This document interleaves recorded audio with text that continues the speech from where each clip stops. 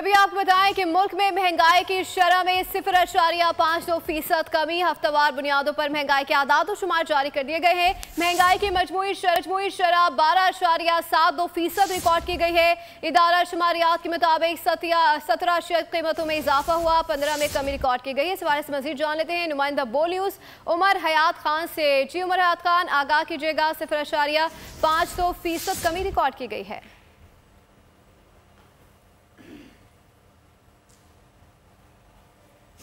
मुल्क में जो महंगाई की मजमूई शरह 14.4% से कम होकर 12.72% तक आ गई है और एक हफ्ते में 17 अशिया की कीमतों में इजाफा हुआ है और एक हफ्ते में 15 अशिया की कीमतों में कमी, 19 अशिया की कीमतों में इस्तेहकाम रहा है। जिंदा मुर्गी की फी किलो कीमत में 6 रुपए 50 पैसे का इजाफा हुआ है। लार्ज तरह की फी किलो कीमत में 3 रुपए 23 पैसे, अंडे फी दर्जन 2 रुपए 10 पैसे महंगे हुए हैं।